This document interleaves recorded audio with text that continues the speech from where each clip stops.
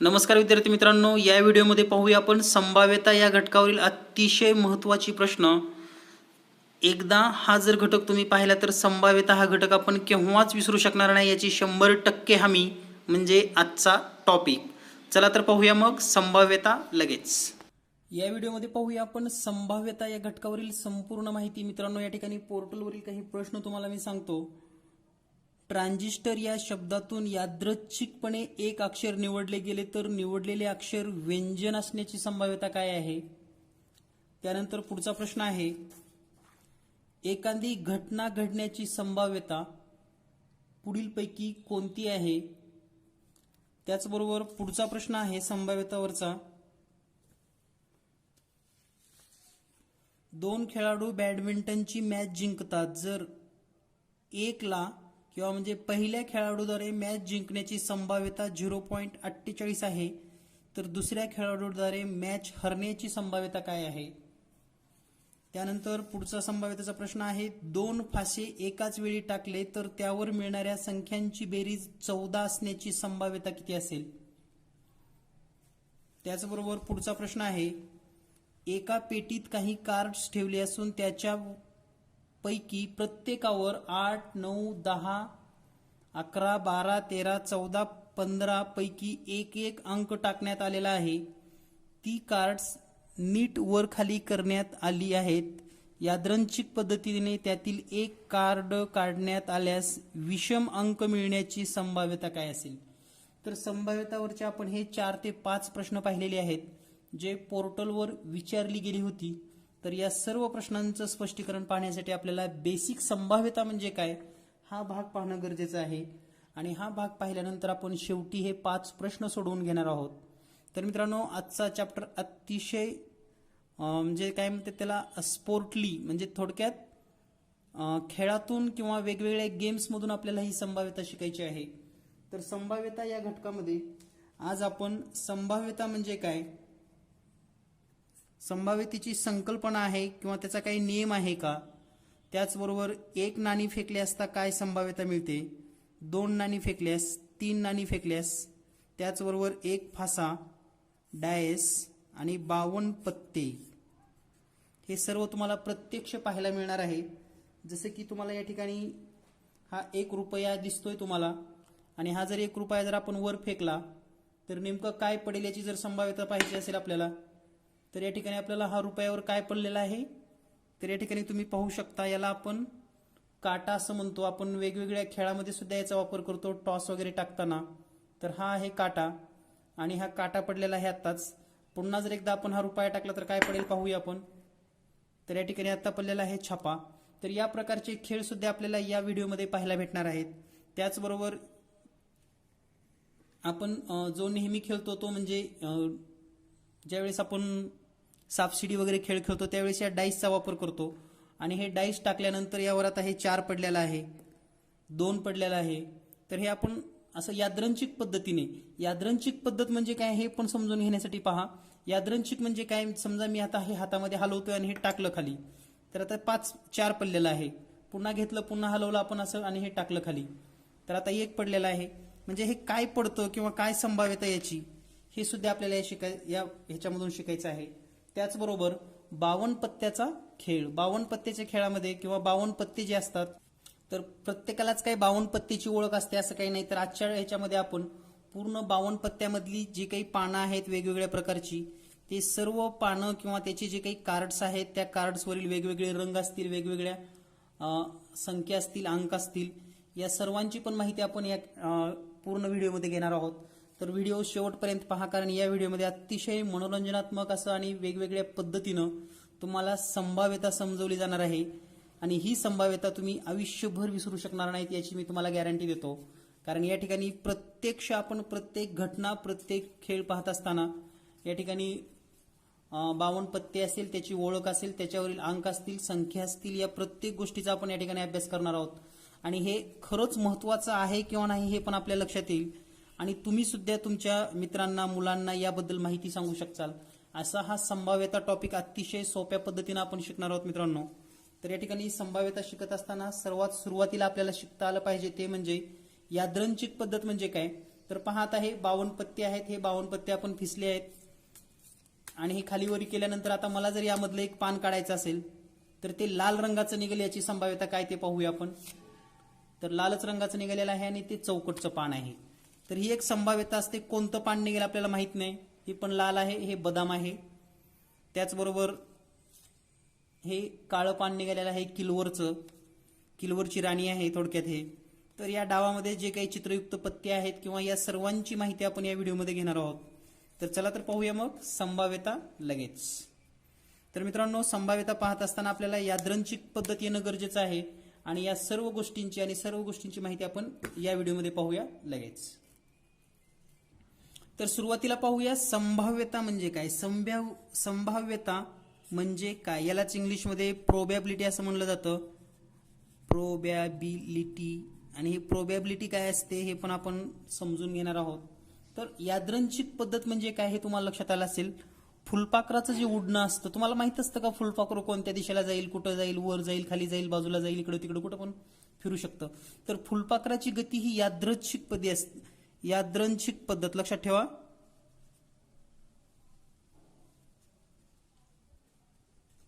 यादृच्छिक पद्धत, त्यालाच इंग्लिशमध्ये रॅन्डमली असं सुद्धा म्हणलं जातं. रॅन्डमली म्हणजे वेगवेगळ्या ह्याच्या, म्हणजे असं काही निश्चितता नसते त्या गोष्टीला. तर संभाव्यता काय आणि संभाव्यतेचा काय रूल आहे ते आपण पाहूयात. तर पहा, संभाव्यता म्हणजे काय. आता या ठिकाणी हे नाणं तुम्ही पाहतात, ह्याच्यावर या भागाला आपण म्हणतो काटा आणि ह्याच्या पाठीमागचा जो भाग असतो याला म्हणतो आपण छापा. तर या ठिकाणी जर हे नाणं आपण फिरवून या ठिकाणी सोडलं तर काय पडेल तुम्हाला माहिती आहे का. तर ही एक संभाव्यता आहे घटना घडण्याची. एखादी घटना घडते. आता आपण सर्वजण परीक्षा देत आहात, आपल्या पण वेगवेगळ्या संभाव्यता आहेत. आपल्या काय काय संभाव्यता आहेत. आपण एकतर पास होऊ, नापास होऊ, या 2 संभाव्यता आहेत. तसं जेव्हा मी एक नाणं असं फेकतो आणि हे एक नाणं फेकल्यानंतर यावेळेस छापा पडलं, म्हणजे या ठिकाणी 2 संभाव्यता घडण्याची शक्यता असते. एक तर 1 रुपयाचं नाणं जर आपण टाकलं तर यामध्ये छापा तर पडेल किंवा काटा तरी पडेल, या दोन्हीपैकीच या ठिकाणी पडणार आहे. तर पहा, छापा पडतो का काटा पडतो, यालाच संभाव्यता हा भाग म्हटला जातो. म्हणजे कोणतीही घटना निश्चित नसते आणि त्याचे बरेच उत्तर असू शकतात, त्याला म्हणायचं संभाव्यता. तर आता ही संभाव्यतेचा जर विचार केला आपण, संभाव्यतेचा जर भाग पाहिला तर या ठिकाणी जर आपण एक नाणं फेकलं तर काय होईल पहा. एक नाणे फेकले तर याची उत्तरं काय काय येऊ शकतात. उत्तरं तर ती उत्तरं लिहूयात आपण. काय पडेल, एक तर छापा पडेल किंवा काटा. ओके. आणि आपला काय शोले पिक्चर काय होणार नाही बाबा, तर रुपया असाच राहिला म्हणायला, असं तर काही राहणं शक्य मला तरी वाटत नाही. त्यामुळं हेच एवढे 2 उत्तर हे निश्चितच असतात, छापा पडेल किंवा काटा पडेल. आता याच्या ठिकाणी आता आपण जर असं विचारलं की संभाव्यता काय आहे मग उत्तराची, संभाव्य, तर हे छापा आणि काटा त्याचा जर आपण म्हणजे पर्सेंटेज विचार केला पुन्हा आपण, तर त्याची पण काही सूत्र आहेत, ते पण आपण पाहणार आहोत. तर या ठिकाणी आपण फक्त घटना पाहिलेली आहे. एक घटना घडली, एक नाणं फेकल्यावर छापा तरी पडला किंवा काटा तरी पडला. आता आपण पाहूया, समजा आपल्याकडे 2 नाणी आहेत. आपल्याकडे 2 नाणी आहेत या ठिकाणी आपण पाहत आहात, आपल्याकडे 2 नाणी दिसतात. आता ह्या 2 नाणी एकदाच फेकल्यावर काय होईल बरं, आपण पाहूया. 2 नाणी फेकले तर ह्याला इंग्लिशमध्ये हेड आणि टेल म्हटलं जातं. छापा म्हणजे हेड आणि काटा म्हणजे टेल. आणि म्हणून ह्याला संक्षिप्त मध्ये एच आणि टी हे 2 अक्षरं वापरली जातात, हेड अँड टेल. तर पहा, समजा मी ही 2 नाणी आहेत आणि ही 2 यादृच्छिक पद्धतीने जर आपण अशा टाकल्या तर काय पडले पहा दोन्हीवर पण. तर एकावर पडलेला आहे छापा, एकावर पडलेला आहे, म्हणजे दोन्हीवर पण या ठिकाणी काटाच पडलेला आहे, कारण दोन्हीचा छापा पाठीमागे दिसतोय आपल्याला. तर या ठिकाणी दोन्हीवर काय पडलेला आहे, काटा. तर याची उत्तर काय मिळतात ते पाहूया आपण. 2 नाणी जर फेकली तर दोन्हीवर काय पडू शकतात, काटा, किंवा दोन्हीवर काय पडतील, छापा, त्यालाच आपण हेड म्हणतो. किंवा काय होऊ शकतं, एकावर हेड पडेल, एकावर टेल पडेल, किंवा आता हे पहा, पहिल्या नाण्यावर जर हेड पडलं तर दुसऱ्यावर काय पडलंय? टेल. आता दुसऱ्यावर पडेल टेल, म्हणजे पहिल्यावर टेल पडेल आणि दुसऱ्यावर हेड पडेल. तर हे 4 उत्तरं मिळतात आपल्याला, 4. तर ह्या संभाव्यता आहेत. 2 नाणी फेकल्यास ह्या 4 उत्तरं येण्याची संभाव्यता आहे किंवा घटना अशी घडू शकते. समजत असेल तुम्हाला? कोणतीही एखादा इव्हेंट्स आपण क्रिएट केल्यानंतर काय घटना घडते हे आपण या ठिकाणी पाहिलेलं आहे. तर पहा मित्रांनो, या ठिकाणी हे 2 नाणी टाकल्यानंतर जे काही इव्हेंट्स घडणार आहेत ते आपल्याला लक्षात आलं असेल. एक तर दोन्ही छापा असतील, एक काटा एक हेड असेल, एक टेल एक हेड, एक हेड एक टेल किंवा दोन्ही पण टेल, हे ऑप्शन या ठिकाणी आपल्याला मिळू शकतात. तर या पद्धतीने संभाव्यता हीची सुरुवात तरी तुम्हाला लक्षात आली की एखादी घटना घडली तरच अशी संभाव्यता आपण सांगू शकतो. तर या संभाव्यतेबद्दल आपल्याला आणखी माहिती घ्यायची आहे. नमुना अवकाश म्हणजे काय? त्यालाच सॅम्पल स्पेस असं म्हटलं जातं. सॅम्पल स्पेस, त्याला मराठीमध्ये म्हणतात नमुना अवकाश. एखादी घटना घडत असताना आपल्याला काही उत्तरं जे मिळतात त्याला म्हणायचं नमुना अवकाश. म्हणजे आपण एक नाणे फेकले, ते पण कसे? रॅन्डमली, यादृच्छिक पद्धतीने. तर तुम्हाला नमुना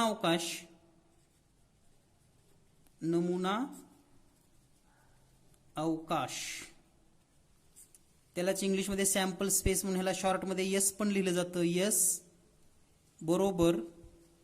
तर नमुना अवकाश म्हणजे काय? एक नाणं फेकल्यानंतर तुम्हाला मिळतं, एक तर हेड मिळेल किंवा टेल मिळेल. ही संकल्पना क्लिअर झाली. त्यानंतर 2 नाणी फेकल्यावर काय होईल पहा. 2 नाणी फेकली म्हणजे टाकली. तर याचा नमुना अवकाश काय असेल? नमुना अवकाश म्हणजेच यस.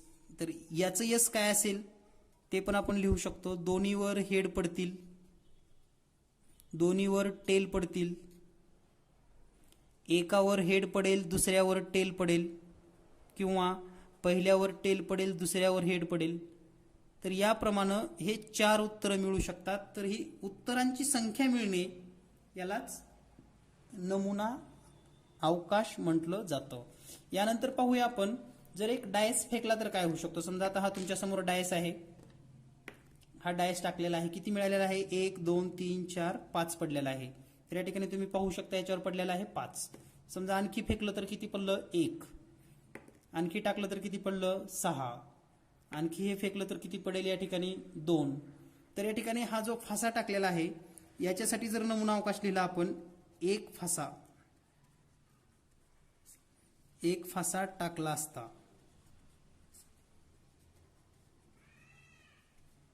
एक फासा जेव्हा आपण टाकतो तेव्हा आपल्याला नमुना अवकाश काय मिळतो? नमुना अवकाश म्हणजेच यस. तर काय मिळालं असेल किंवा काय मिळू शकतं उत्तर? तर त्याच्यावर 1 तरी पडेल किंवा 2 तरी पडेल किंवा 3 तरी पडेल किंवा 4 पडेल किंवा 5 किंवा 6. याच्यापेक्षा तर वेगळं काही असणार नाही. तर यालाच म्हणायचं नमुना अवकाश, त्यालाच इंग्लिशमध्ये सॅम्पल स्पेस असं म्हटलं जातं. तर नमुना अवकाश हे खूप महत्त्वाचं आहे, कारण नमुना अवकाश लिहिल्याशिवाय आपण संभाव्यता लिहू शकत नाही, हे लक्षातच ठेवा. तर आपल्याला यासाठी नमुना अवकाश अतिशय महत्त्वाचा आहे. तर पाहूया नेमकं नमुना अवकाश या संदर्भामध्ये आणखी काही माहिती आपल्याला घेता येईल. तर यानंतर पाहूया घटना म्हणजे काय. घटना म्हणजे काय? तर आता घटना म्हणजे काय हे समजून घ्यायचं असेल आपल्याला, तर यासाठी एक छोटा मी तुम्हाला प्रश्न घेतो, म्हणजे तुम्हाला नमुना अवकाश किंवा घटना हे लक्षात येईल. घटना म्हणजे काय? तर पहा, 2 नाणी यादृच्छिक पद्धतीने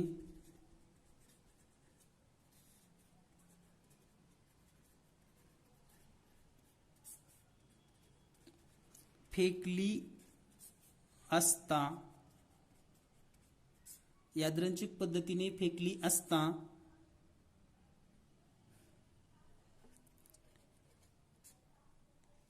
एक छापा व एक काटा मिळण्याची घटना लिहा. लक्षात घ्या, फक्त घटना लिहा म्हणून सांगितलं, या ठिकाणी संभाव्यता काढायची नाही. तर पहा, दोन नाणी फेकल्यास, दोन नाणी फेकली तर याचा नमुना अवकाश माहिती आहे तुम्हाला. नमुना अवकाश, त्यालाच यस हा शब्द वापरला जातो आणि नमुना अवकाश असणार आहे याचा H H T T H T आणि टी एच. तर यामध्ये आपल्याला घटना काय पाहिजे पहा, एक छापा व एक काटा. तर या ठिकाणी आपण असं लिहू शकतो, ए घटना अशी आहे, अशी आहे म्हणजे समथिंग. ए घटना अशी आहे की एक छापा व एक काटा असेल. तर एक छापा व एक काटा असेल अशी घटना. तर त्यावेळेस आपल्याला असं लिहायचंय की ए बरोबर महिरपी कंसामध्ये, आता एक छापा आणि एक काटा असलेले उत्तर लिहायचं एच टी किंवा टी एच. तर ह्या दोन्ही घटनेमध्ये काय आहे, एक छापा आणि एक काटा आहे. म्हणजे हा नमुना अवकाश हा खूप मोठा असतो, त्याच्यातून ही एक घटना झाली, ए घटना.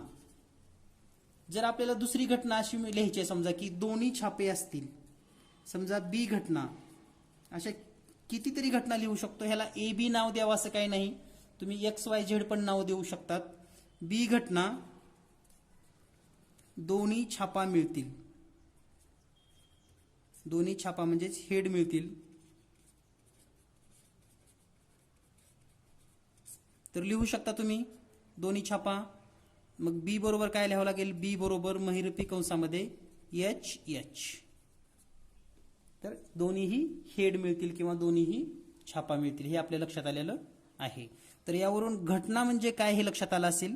नमुना अवकाश म्हणजे संभाव्य सर्व उत्तरे आणि घटना म्हणजे याच्यापैकी काहीतरी निश्चित असं विधान किंवा निश्चित असा थोडका भाग. यानंतर पाहूया पुढचा भाग. तर या ठिकाणी पाहूया आता, एक नाणे फेकले असता. आता एक नाणे फेकले असता यावरचा एक आपण प्रश्न पण घेणार आहोत आणि एक नाणे फेकले असता त्याची काय घटना असू शकते याबद्दल पण माहिती घेणार आहोत. तर मित्रांनो, एक नाणी फेकलेली असताना किंवा एक नाणी जेव्हा आपण फेकतो तेव्हा त्याचे रिझल्ट काय येतात हे आपण नमुना अवकाशमध्ये पाहिलेलं आहे. तर या ठिकाणी आपण एक नाणं घेऊया. तर हे नाणं आपण एक गोल फिरवलं किंवा फेकलं, दोन्हीचा अर्थ एकच आहे. तर आपल्याला काहीतरी मिळणार आहे. तर या ठिकाणी काय मिळालेलं आहे, छापा. तर एक नाणं फेकले असता नमुना अवकाश काय मिळेल, नमुना अवकाश. तर नमुना अवकाश पहा काय असतो, एक तर हेड पडतं किंवा टेल पडतं. तर हे आहे यस, यस म्हणजे एच किंवा टेल, नमुना अवकाश. तर हे नमुना अवकाश किती मिळालेत आपल्याला, हे एक आणि हे दोन. म्हणजे आपण जर असं लिहिलं number of S, number of S म्हणजे नमुना अवकाशची एकूण संख्या, तर ती असते 2. नमुना अवकाशची एकूण संख्या किती आहे, 2. आता त्यापैकी आपल्याला ए घटना लिहायची आहे. ए घटना काटा मिळेल, काटा मिळेल म्हणजे काटा मिळेल म्हणजेच टेल मिळेल. तर ए घटना काय असेल, मग फक्त टीच लिहावं लागेल आपल्याला. तर मग नंबर ऑफ ए किती आले, ए ची संख्या किती आहे, अशी एकच. तर पहा आपल्याला एन ऑफ एस माहित झालं, एन ऑफ ए माहित झालं. आता या घटनेची जर आपल्याला संभाव्यता लिहायची असेल, एक काटा मिळण्याची, म्हणजे काटा मिळण्याची जर संभाव्यता लिहायची असेल, तर P of A, P of A किती असतं, तर त्यासाठी सूत्र आहे n of A upon N of S. आता याचा अर्थ असा आहे की ए घटना मिळण्याची संभाव्यता काढा. आणि ए घटना आहे काटा मिळेल, तर N of P of A बरोबर N of A upon N of S यांच्या किमती ठेवा. एन ऑफ ए आहे 1 आणि एन ऑफ एस आपल्याला माहिती आहे 2, म्हणजे याची संभाव्यता किती आली, तर ही कशाची संभाव्यता आहे, तर ही संभाव्यता आहे काटा मिळेल याची. काटा मिळेल याची संभाव्यता किती आहे, 1/2. आणखी एक लक्षात घ्या, आता काटा मिळेल याची संभाव्यता आपण लिहिली. तुम्हाला जर कुणी असं विचारलं की काटा मिळणार नाही याची संभाव्यता काय, तर पहा काटा मिळणार नाही म्हणजे काय मिळेल, मग छापा. मग आपण दुसरी संभाव्यता लिहावी लागेल. या ठिकाणी घटना बी लिहावी लागेल. बी घटना काटा मिळणार नाही. या ठिकाणी काय होतो, काटा मिळेल, काटा मिळणार नाही म्हणजे काय असेल, मग बी बरोबर महिरपी कंसामध्ये फक्त टी एच असेल. हे या ठिकाणी टी नसणार आहे, फक्त हेड असेल. याचं नंबर ऑफ बी किती आलं, मग नंबर ऑफ बी बरोबर 1च. आणि याची संभाव्यता काय असेल पहा, याची संभाव्यता जर काढली आपण तर पी ऑफ बी बरोबर म्हणजे प्रोबॅबिलिटी ऑफ बी, बी घटनेची प्रोबॅबिलिटी बरोबर N of B upon N of S. N of B म्हणजे 1 आहे, एन ऑफ एस म्हणजे 2 आहे. तर हे उत्तर कशाचं आहे, काटा न मिळणे. तर हे मिळणे आणि न मिळणे हे तुम्हाला मी का सांगतो त्याचं कारण सांगतो. तर हे काटा मिळणे आणि काटा न मिळणे ह्या दोन्हीची जर बेरीज केली ना, तर याची संभाव्यता किती आहे पहा, P of A plus P of B बरोबर 1/2 अधिक 1/2. दोन्हीची बेरीज करा, 2/2 म्हणजे उत्तर येईल 1. म्हणजे या ठिकाणी आपल्याला हे सांगायचं आहे, एखादी घटना मिळणे आणि एखादी घटना न मिळणे याची एकूण संभाव्यता ही 1च असते. टोटल म्हणतोय मी, मिळणे आणि न मिळणे लक्षात घ्या. आणि कोणत्याही संभाव्यतेचं उत्तर हे 1 पेक्षा लहान असतं. या ठिकाणी 1/2 पहा, आणि यापुढेही आपण वेगवेगळे गणित पाहणार आहोत. तर मिळणे आणि न मिळणे यांची बेरीज 1 असते, हे पण लक्षात ठेवा. या ठिकाणी एक नियम तुम्हाला छोटासा लक्षात राहील, काटा मिळणे आणि काटा न मिळणे यांची संभाव्यता काय, 1. कारण आपल्याला मॅच जिंकणे आणि मॅच हारणे म्हणजे थोडक्यात समजा आपण असं विचार करूया की भारत मॅच जिंकणे म्हणजे विनची संभाव्यता समजा 70% आहे, विनची संभाव्यता किती आहे 100%, तर लॉसची किती असेल मग 30%. कारण ह्या दोन्हीची बेरीज 100%च येणार, 100% पेक्षा तर जास्त नाही. आणि 100% म्हणजे काय, मग 100/100 म्हणजे किती, 1च. संभाव्यता काय 1. म्हणजे तुम्ही कोणत्याही घटनेची संभाव्यता काढली तर ती 1 पेक्षा जास्त कधीच नसते.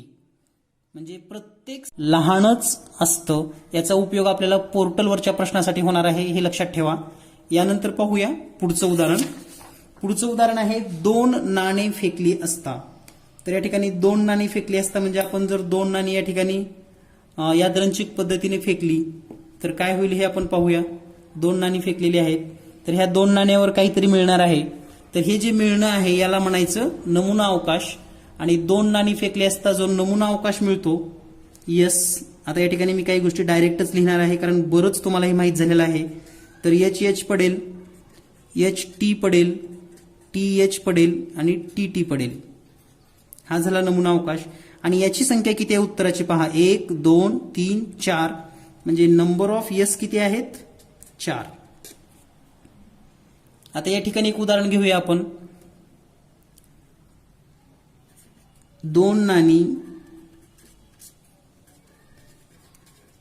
एकदाच फेकली असता किंवा टाकली असता, फेकली असता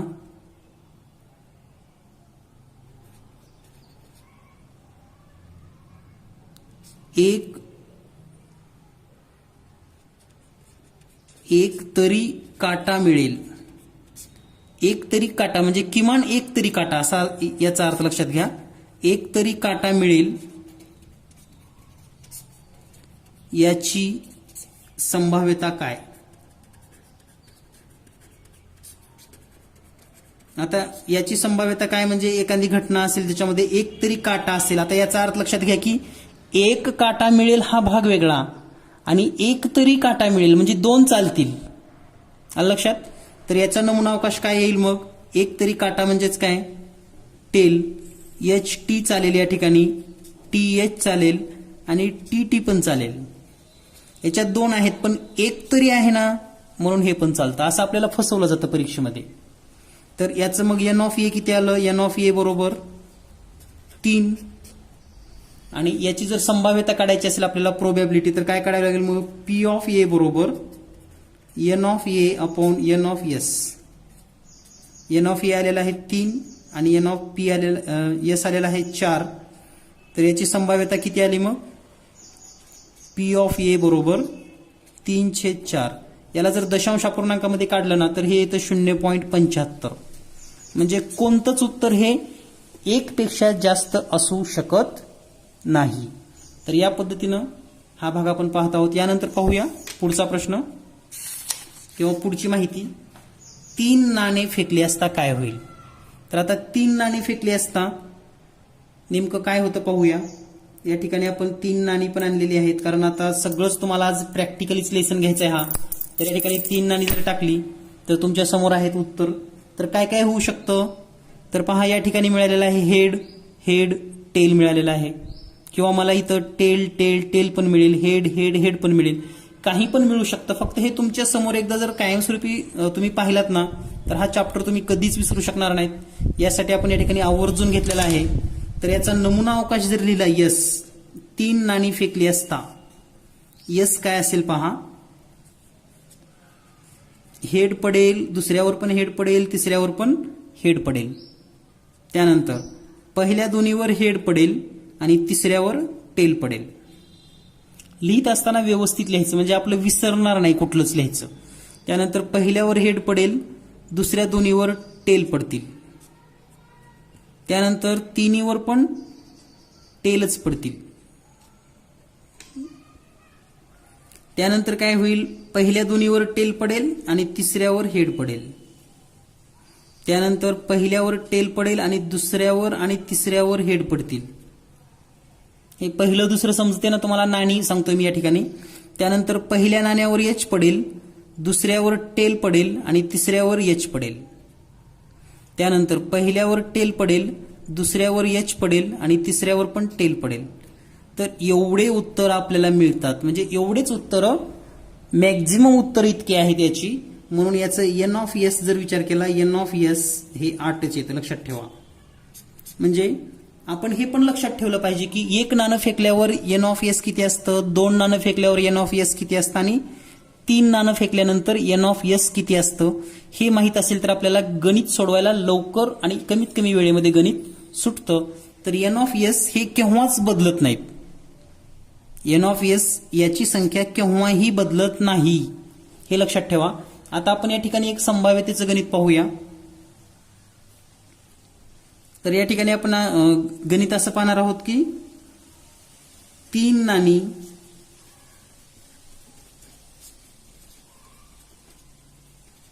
यादृच्छिक पद्धतीने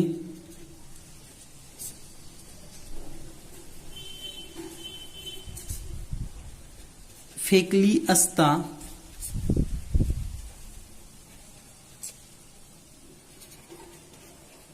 दोन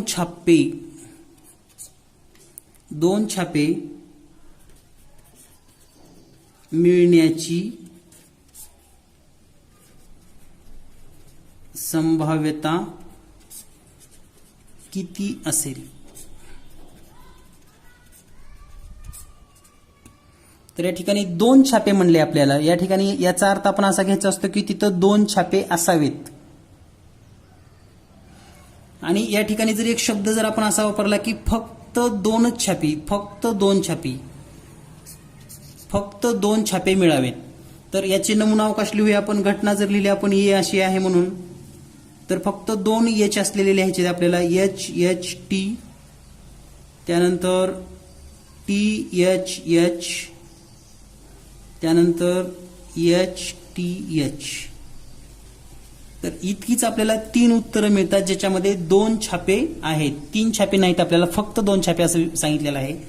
तर एन ऑफ ए जर काढला आपण एन ऑफ ए तर ते आलेलं आहे 3 आणि याची संभाव्यता काढायची असेल तर पुन्हा सूत्र आपल्याला लिहावं लागेल. पी ऑफ ए बरोबर एन ऑफ ए छेदामध्ये एन ऑफ एस आणि एन ऑफ ए म्हणजे 3, एन ऑफ एस म्हणजे 8 आणि हे जर आपण उत्तर दशांश चिन्हामध्ये काढलं तर हे नक्कीच 1 पेक्षा कमी येतं. जर आपण भाग घालायचं ठरवलं तर 8 1 8, 8 शून्याचा भाग बसला, 8 त्रिक 24, 6 वरतील 60 होईल, 8 सत्ती 56, 4 वरतील आणि 8 45 म्हणजे उत्तर येईल 0.375. तर कोणत्याही संभाव्यतेचं उत्तर हे 1 पेक्षा लहान असतं, हे कायम लक्षात ठेवा. यानंतर पाहूया पुढे आपण पाहणार आहोत एक फासा, एक डायस फेकला असता काय होईल. तर एक डायस फेकला असता अतिशय महत्वाचा भाग आहे. एक डायस फेकला असता नमुना अवकाश काय मिळतो पहा. एस बरोबर 1 मिळेल, 2 मिळेल, 3 मिळेल, 4 मिळेल, 5 मिळेल, 6 मिळेल. म्हणजे हे 6 उत्तर अपेक्षित आहेत. म्हणजे आता हा माझ्या हातामध्ये जो डाईस आहे हा जर आपण फेकला तर या ठिकाणी जर हा फेकल्यानंतर काय मिळणार आहे आपल्याला, तर 1 मिळेल किंवा अजून फेकला तर 2 मिळेल किंवा अजून काही फेकला तर काय मिळेल. तर या ठिकाणी वेगवेगळी उत्तर असू शकतात या ठिकाणी फेकल्यानंतर, पण या 6 पेक्षा वेगळं उत्तर असणार नाहीच. म्हणून या ठिकाणी टोटल उत्तर ह्या नमुना अवकाशमध्ये या ठिकाणी आता एन ऑफ एस जर लिहिलं तर एन ऑफ एस किती आहे 6. आता या ठिकाणी एखादं उदाहरण पाहूया आपण. एक फासा फेकला असता समसंख्या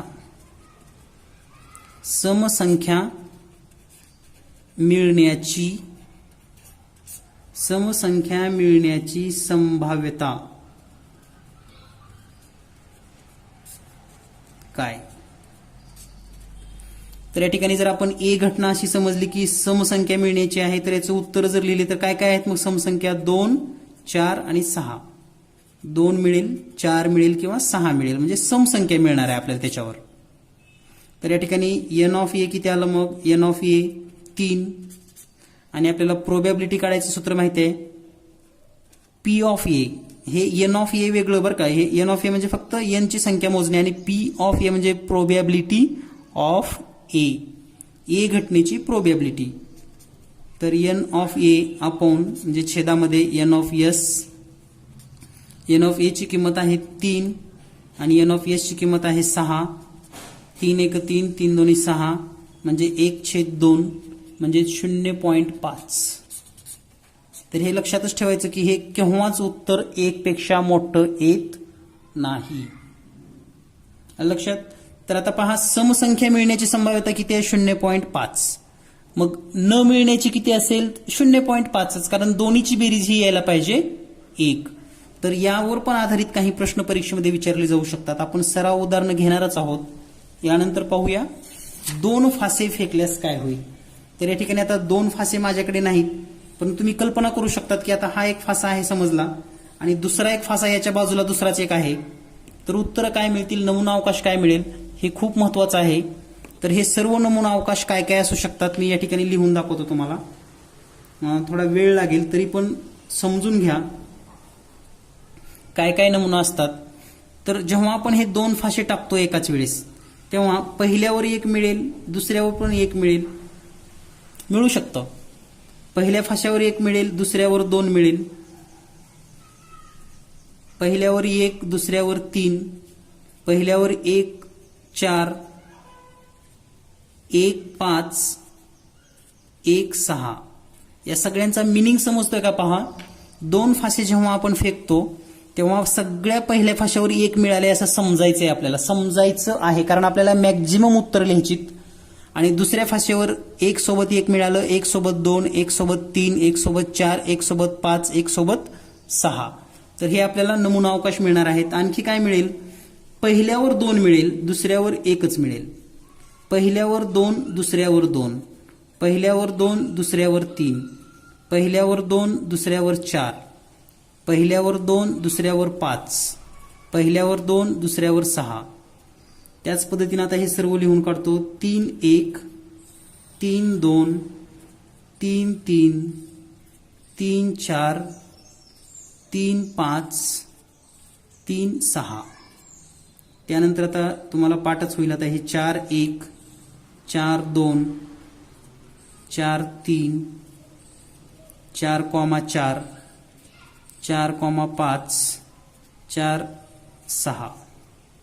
त्यानंतर 5 1, 5 2, 5 3, 5 4, 5 5, 5 6, 5. त्यानंतर 6 1,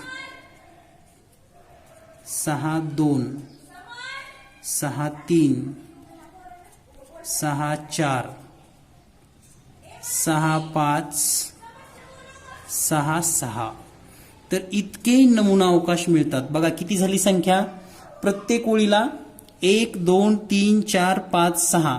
तर 6 1 6, 6 2 12, 6 3 18, 6 4 24, 6 5 30, 6 6 36. आणि म्हणून एन ऑफ एस हे मिळतं आपल्याला 36. हे मी नंतर लिहिणार नाही, हे कायमस्वरूपी लक्षातच ठेवा. 2 फासे 2 डायस फेकले असता एन ऑफ एस 36 मिळतात. आणि ते 36 कोणते आहेत हे तुम्ही लक्षात ठेवा. तर हे 2 फासे यावर पण गणित विचारलं जातं. यावरची एक घटना घेऊया आपण सोपी अशी. जसं की एक घटना दोन्ही फाश्यावर समान अंक असेल. समान अंक.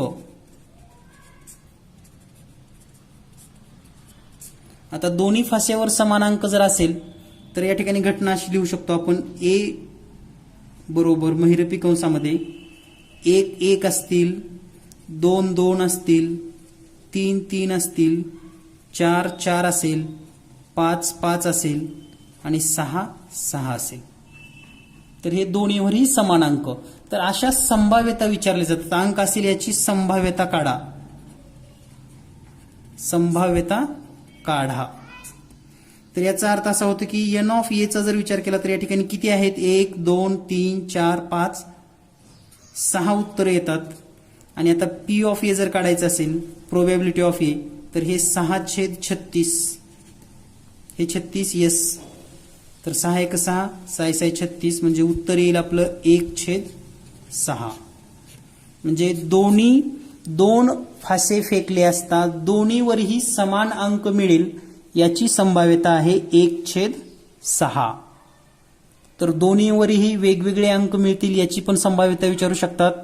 दोन्ही अंकाची बेरीज याच्यावरही संभाव्यता असते. तर याची पण एक एक नमुना उदाहरण आपण पुढे घेणार आहोत. यानंतर पाहूया पुढचा भाग 52 पत्ते.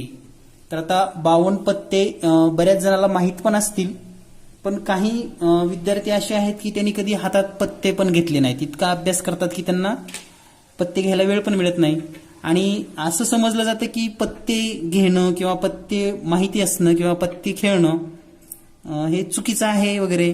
पण ज्या ठिकाणी आपल्याला खरंच काहीतरी प्रांजळ नवीन गोष्ट शिकायची आहे तर त्यासाठी आपल्याला या सर्व नॉलेजची आवश्यकता असते. तर पाहूया 52 पत्त्यामध्ये नेमकं काय काय असतं. तर 52 पत्त्याचा जर अभ्यास केला तर त्याच्यामध्ये लाल पत्ते म्हणजे ज्याच्यावर लाल रंग आहे अशी 26 पानं असतात. लाल रंगाची किती पानं असतात? 26. आणि काळे रंग असणारे पण 26 पानं असतात. लाल रंगाची 26, काळ्या रंगाची 26 पानं असतात. त्याच्यामध्ये पण पुन्हा पुढे वर्गीकरण असं होतं. लाल रंगामध्ये चौकटची 13 पानं असतात. चौकटची 13 पानं आणि बदामची 13 पानं. हे लालच रंगाचे असतात, लक्षात घ्या. लाल रंगामध्ये चौकट 13 आणि बदाम 13. त्यानंतर जे काळी पानं असतात त्याच्यामध्ये इस्पिकची 13 पानं असतात. इस्पिक आणि किलवरची 13 पानं असतात. तर ह्या सगळ्यांचा अभ्यास मी तुम्हाला या ठिकाणी सांगणार आहे. तर या 13 पानामध्ये पण पुन्हा आणखी काही चित्रयुक्त पानं असतात आणि काहीवर फक्त संख्या असतात. तर या 13 पानाचा पण अभ्यास पाहूया आपण. तर 13 पानं पाहण्यापूर्वी आपण हे नेमकं 13 पानं किंवा 26 पानं लाल कोणती असतात ते पाहूया आपण. तर मित्रांनो, अतिशय मनोरंजनात्मक असा हा चॅप्टर असून आपल्याला 100% चांगले मार्क मिळतील याची. यावरचा जर प्रश्न आला तर तुमचा कधी चुकणार नाही याची एक तुम्हाला गॅरंटी देतो. तर या ठिकाणी 13 पानं, चौकटची 13 पानं. तर पहा, हे लाल रंगाची 26 पानं आहेत. लाल रंगाची किती पानं आहेत? 26. तर यामध्ये चौकटची 13 पानं असणार आहेत आणि बदामची 13 पानं. तर आपण चौकट आणि बदाम याचं पण स्पष्टीकरण पाहूया. तर या ठिकाणी हे बदामची 13 पानं मी या ठिकाणी ठेवतोय आणि हे चौकटची 13 पानं. चौकट म्हणजे काय? तर याच्यावर हे चौकटीसारखं चिन्ह दिसतंय तुम्हाला. हे चौकटीसारखं जे चिन्ह दिसतं म्हणून याला म्हणतात चौकट लाल. चौकट आणि लाल रंग आहे म्हणून हे लाल पानं असतात. प्रत्येक चौकटचं लालच पान असतं. या ठिकाणी या पानांची पण ओळख आपण करून घेणार आहोत नंतर. तर हे चौकटची 13 पानं. या 13 पानामध्ये काय काय असतं ते पण पाहूया आपण थोडक्यामध्ये. हा एक्का, याला काय म्हणतात? एक्का. ही दुर्री, तिर्री, 1 2 3 तर दिसते तुम्हाला. त्यानंतर चवल्या, पंजा, छक्का, सत्या, आट्या, 9 आणि हे दस्या. त्यानंतर 3 पानं आहेत गुल्ल्या.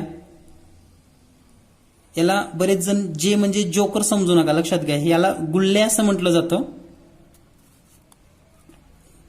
त्यानंतर हे क्यू म्हणजे क्वीन, राणी, आणि के म्हणजे किंग, भाषा. तर अशा प्रकारची ही 13 पानं असतात चौकटची. तर लक्षात आली असेल तुम्हाला, चौकटची 13 पानं, यांचा रंग लाल असतो. म्हणजे हे लाल रंगाची चौकटची 13 पानं आहेत. यानंतर पाहूया आपण बदामची 13 रंगाची पानं, म्हणजे 13 पानं कोणती आहेत. तर तुम्हाला चौकट हा भाग समजला आहे. तर या ठिकाणी चौकट दिसतंय. तर या ठिकाणी चौकटची 13 पानं ठेवतोय मी, जे की लाल रंगाची आहेत. त्यानंतर आपण पाहूया बदाम. तर या ठिकाणी बदामासारखं चिन्ह दिसतं तुम्हाला, बदाम असल्यासारखं, म्हणून या पानाला बदाम म्हटलं जातं. आणि बदामची पण पानं ही लाल रंगाचीच असतात. तर याही पानावर एक्का, दुर्री, तिर्री, चवव्या, पंजा, छक्का, सत्या, आट्या, 9व्या, दस्या, गुल्ल्या, राणी, भाषा.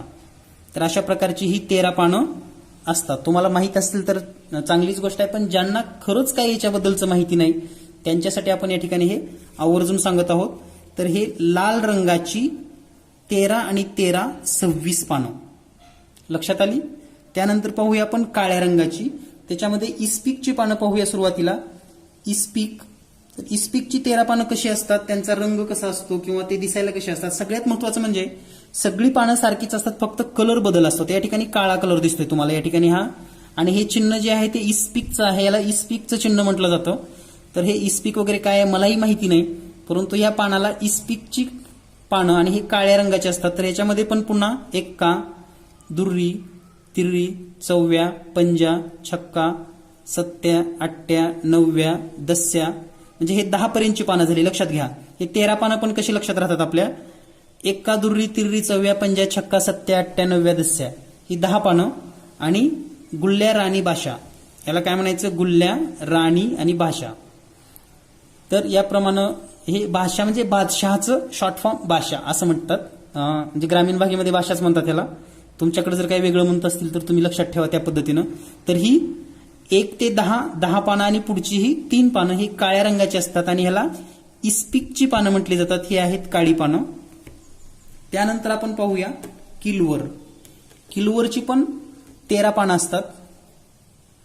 तर या ठिकाणी किलवरची 13 पानं, एक्का, दुर्री, तिर्री, चवव्या, पंजा, आणि यावर जे चिन्ह दिसतं तुम्हाला हे पहा, या ठिकाणी जे चिन्ह आहे या प्रकारचं, याला किलवरचं चिन्ह म्हटलं जातं. तर याचा रंग काळा असतो. आणि हे सगळी 13 पानं पुन्हा काळीच असतात. 1 2 3 4 5 6 7 8 9 10 आणि गुल्ल्या राणी बाशा. तर अशा पद्धतीनं तुम्हाला एक गोष्ट लक्षात आली असेल, लाल रंगाची 13 पानं, चौकटची 13 पानं बदामची, म्हणजे ही 13 आणि 13 किती झाली, 26 पानं झाली. तर या ठिकाणी ही 26 पानं हे लाल रंगाची असतात. त्याचबरोबर जर समजा काळ्या रंगाची पानं विचारली तर ते किती असतात, 26. त्याच्यामध्ये इस्पिकची 13 आणि किलोवरची 13. तर या पद्धतीनं ह्या 13 आणि 13 पानाचा आपण अभ्यास पाहिलेला आहे. तर मित्रांनो, या ठिकाणी आपण एकूण 52 पानाचा अभ्यास पाहिलेला आहे. यामध्ये आता आपल्याला या 52 पानामध्ये चित्रयुक्त पानं याबद्दल माहिती पाहिजे आहे, घ्यायची आपल्याला. चित्रयुक्त म्हणजे काय, ज्याच्यावर चित्र असतं. चित्रयुक्त पान. तर चित्रयुक्त पानं कोणते कोणते असतात, तर पहा या ठिकाणी हे भाषा, राणी आणि गुल्ल्या आणि त्याचबरोबर एक्का. तर या 4 पानावर कोणताही अंक तुम्हाला दिसत नाही, म्हणून या ठिकाणी चित्रयुक्त पानं किती आहेत, 4. हे लक्षात ठेवा. त्याच्यामध्ये पण लाल पानं 4 आहेत चित्रयुक्त, ते चौकटची 4 आणि बदामची 4, म्हणजे एकूण चित्रयुक्त पानं किती आहेत, 8. पण ह्या 13चा विचार केला तर या 13 मध्ये 4 पानं चित्रयुक्त आणि संख्यायुक्त म्हणजे संख्या असणारी किती पानं आहेत, 9. या पद्धतीनं हे चौकटची 13 पानं अशी आहेत. तशाच पद्धतीनं बदामची पण याच पद्धतीनं चित्रयुक्त पानं असणार 4, संख्यायुक्त पानं असणार 9. इस्पिकची किती असणार मग, चित्रयुक्त 4, संख्या असणारी 9 आणि किलोवरची पण चित्रयुक्त 4 आणि संख्या असणारी 9. तर या पद्धतीनं त्याचबरोबर एकूण 52 पानाचा जर विचार केला आपण, 52 पानाचा, तर यामध्ये काही सोप्या सोप्या गोष्टी जर पाहिल्या आपण, तर सराव उदाहरण आपण नंतर पाहूयात. तर सगळ्यात महत्वाचं म्हणजे राजा किती असतात. राजा तुम्हाला सांगता येईल आता. एक असतो तो चौकटचा असतो, दुसरा एक बदामचा असतो, पुन्हा नंतर एक इस्पिक आणि एक किलोवर. म्हणजे एकूण राजे किती असतात, 4 राजे असतात. 4 राजा. त्याच्यामध्ये 2 हे काळे असतात, 2 काळे आणि 2 लाल, असे 4 राजा. त्यानंतर राणी जर विचारलं तर राणी पण याच पद्धतीनं एकूण 4 असतात, 2 काळ्या रंगाच्या, 2 लाल रंगाच्या. त्यानंतर गुल्ल्या म्हणजे गुलाम, तर ते पण त्याच पद्धतीने आहेत, संख्यायुक्त पान. तर यावर जर एखादा संभाव्यतेचा प्रश्न विचारला तर कसा येऊ शकतो ते पण पाहूया आपण या पानावरचा. तर पहा या ठिकाणी एक प्रश्न लिहितो मी, तुमच्या लक्षात येईल. 52 पानाच्या पत्त्यामधून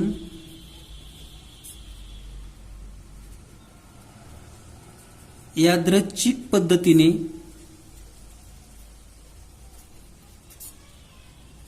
एक पान काढले तर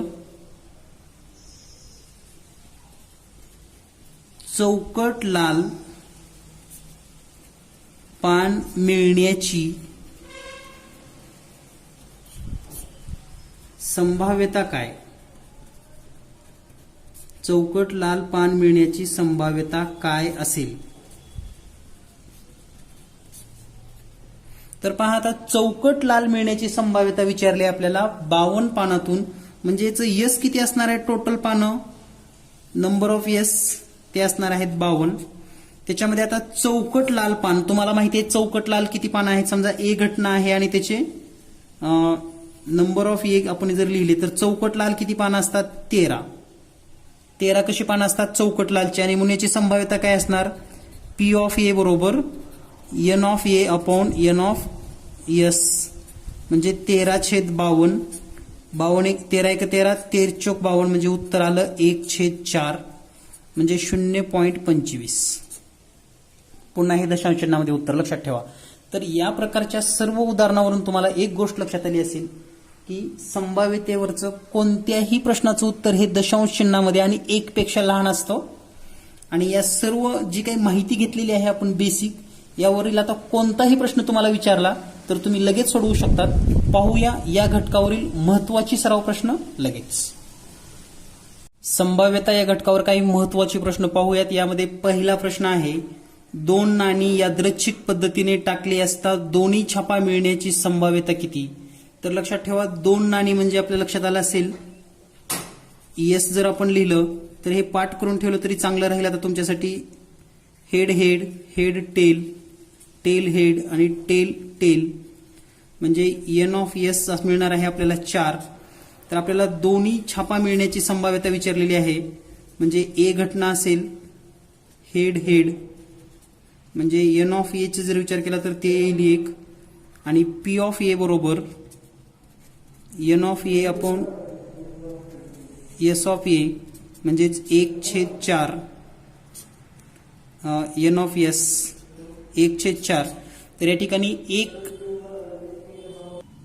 या ठिकाणी दोन्ही छापा मिळण्याची आपल्याला एकच घटना मिळते आणि म्हणून ही एक घटना, एकूण घटना 4, म्हणून या ठिकाणी त्याची प्रोबॅबिलिटी असेल संभाव्यता 1/4. यानंतर पाहूया पुढील प्रश्न. पुढचा प्रश्न आहे, भारत पाकिस्तान क्रिकेट सामन्यात भारत सामना जिंकण्याची संभाव्यता आहे 0.65, तर पाकिस्तान सामना जिंकण्याची संभाव्यता काय असेल?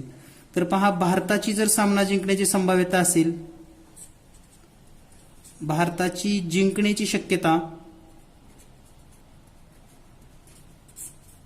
ही आहे 0.65, तर पाकिस्तानची किती असेल? तर 0.65 म्हणजे दोन्ही मिळून 1 असते. 1 मधून 0.65 वजा करा आणि ही वजाबाकी केल्यानंतर तुम्हाला उत्तर मिळेल 0.35. म्हणजे पाकिस्तानची जिंकण्याची शक्यता आहे 0.35, कारण दोघांच्या जिंकण्याची बेरीज यायला पाहिजे 1च. याचा अर्थ भारत जिंकण्याची संभाव्यता आहे 0.65, भारत हारण्याची संभाव्यता आहे 0.35 आणि जेवढी भारत हारण्याची संभाव्यता असेल तेवढीच पाकिस्तान जिंकण्याची संभाव्यता असेल. या पद्धतीने पण तुम्ही तोंडी प्रश्न हा सोडवू शकतात. यानंतर पाहूया पुढचा प्रश्न. 2 फासे एकाच वेळी फेकली असता दोन्हीवरील अंकांची बेरीज 10 मिळेल, याची संभाव्यता काय? 2 फासे एकाच वेळी फेकली असता दोन्हीवरील अंकांची बेरीज 10 मिळेल, याची संभाव्यता काय? तर आपल्याला माहित आहे, जेव्हा आपण 2 फासे फेकतो,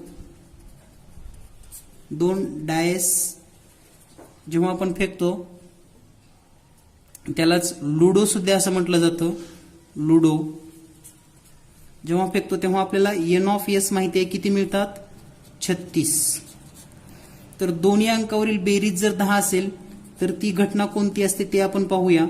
दोन्ही अंकावरची बेरीज याचा 10 अर्थ, याचा अर्थ पहिल्यावर 4 मिळेल, दुसऱ्यावर 6, दुसऱ्यावर 6 मिळेल, पहिल्यावर 6 मिळेल, दुसऱ्यावर 4, पहिल्यावर 5 मिळेल, दुसऱ्यावर पण 5.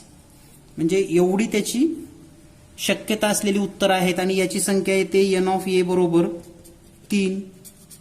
आणि या घटनेची जर संभाव्यता काढायची असेल तर आपण डायरेक्ट सूत्र वापरूयात. पी ऑफ ए ची probability N of A upon म्हणजे छेदामध्ये एन ऑफ एस म्हणजे 3/36 म्हणजे 3 1 3 3 1 3 3 2 6 म्हणजे 1/12. तर लक्षात ठेवा, 2 फाशे एकाच वेळी जर फेकली तर दोन्हीवरील म्हणजे जे काही 2 फाशे असतात त्यांच्या अंकांची बेरीज 10 केव्हा येणार आहे? 4/6 असेल, 6/4 असेल किंवा 5/5 असेल तरच येईल. तर या पद्धतीने आपल्याला हे सर्व 36 लिहायची गरज नाही, फक्त हे लक्षात असलं पाहिजे की टोटल रिझल्ट असतात 36. यानंतर पाहूया पुढील प्रश्न. पुढचा प्रश्न आहे, 1 ते 20 पैकी कोणताही अंक घेतला असता मूळ अंक किंवा संख्या मिळण्याची संभाव्यता काय? तर पहा, आता 1 ते 20 पर्यंतचा जर विचार केला तर ह्याचे एन ऑफ एस म्हणजे टोटल सॅम्पल असतील 20, का जसं की 1 2 3 4 5 6 असे 20. त्याच्यामध्ये मूळ संख्यांचा जर विचार केला मूळ संख्येची घटना जर ए असेल तर त्याचे एन ऑफ ए, तर मूळ संख्या 1 ते 20 मध्ये किती आहेत? 8 संख्या आहेत मूळ संख्या, म्हणून त्याची संभाव्यता पी ऑफ ए बरोबर 8/20 म्हणजेच 4 दोन्ही 8, 4 पंचे 20 म्हणजे 2/5. तर ही मूळ संख्या मिळण्याची संभाव्यता आहे. यानंतर पाहूया पुढचा प्रश्न. 52 पत्त्यामधून कोणतेही एक पान काढले तर चित्रयुक्त काळ्या रंगाचे पान मिळण्याची संभाव्यता किती? तर पहा, चित्रयुक्त असावं आणि काळ्या रंगाचं पान असावं. तर काळ्या रंगाचे तुम्हाला पानं माहिती आहेत. काळ्या रंगाची किती असतात? टोटल 13 पानं असतात इस्पिकची, आणि प्लस 13 पानं असतात किलवरची. याच्यामध्ये चित्रयुक्ताचा जर पानाचा विचार केला तर यामध्ये 4 पानं चित्रयुक्त असतात, चित्र असलेली, आणि यामध्ये 4 पानं ज्याच्यावर चित्र असतात. म्हणजे काळा रंग असलेली चित्रयुक्त हे 4 आणि हे 4 एकूण 8 पानं रंग असतील काळ्या रंगाची चित्रयुक्त. एकूण पानं असतील 8, म्हणून याची संभाव्यता असेल 8/52, 4 दोन्ही 8 आणि या ठिकाणी येईल 13, म्हणजेच 2/13 ही त्याची संभाव्यता असेल. तर आता तुम्ही कोणताही प्रश्न अगदी सोप्या पद्धतीनं सोडवू शकतात. तर यासारख्या प्रश्नांचा सराव करा. यानंतर पाहूया आपण पोर्टलवर विचारण्यात आलेली महत्वाची प्रश्न. या ठिकाणी पोर्टलवरचा पहिलाच प्रश्न घेऊया आपण. तर या ठिकाणी पहिला प्रश्न असा आहे, ट्रान्झिस्टर या शब्दातून यादृच्छिक पद्धतीने एक अक्षर निवडले गेले तर निवडलेले अक्षर व्यंजन असण्याची संभाव्यता काय? तर या ठिकाणी जो शब्द दिलाय तो मी सुरुवातीला लिहितो,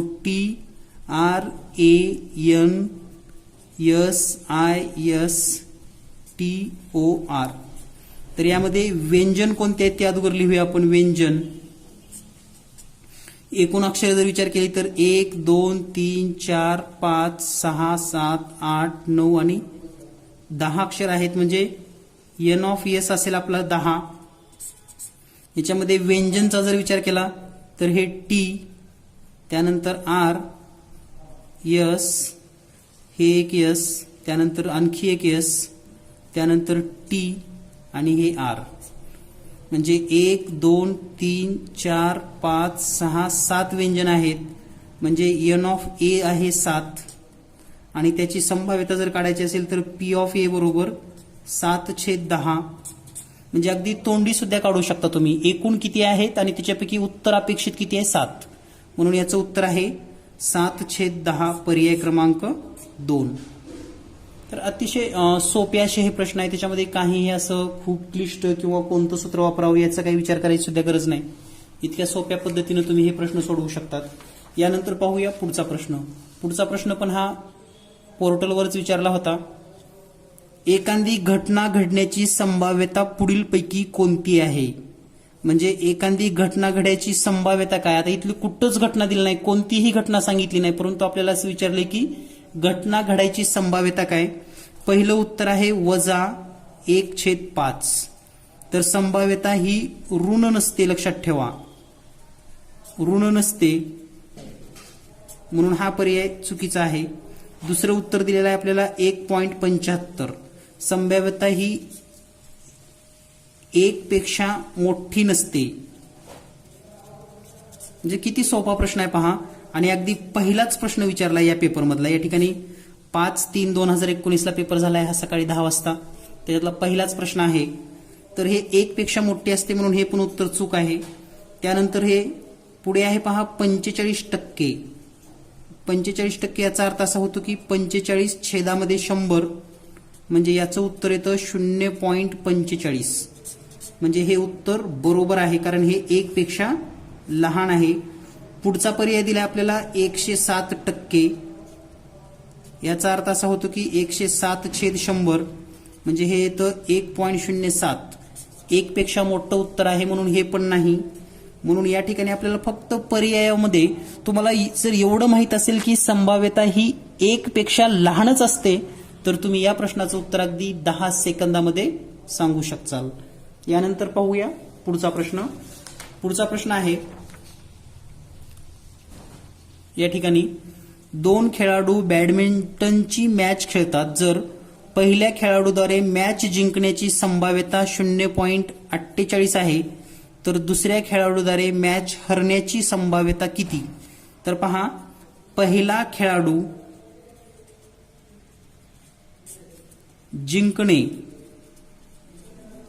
जिंकण्याची संभाव्यता किती आहे? तर ती संभाव्यता आहे 0.48.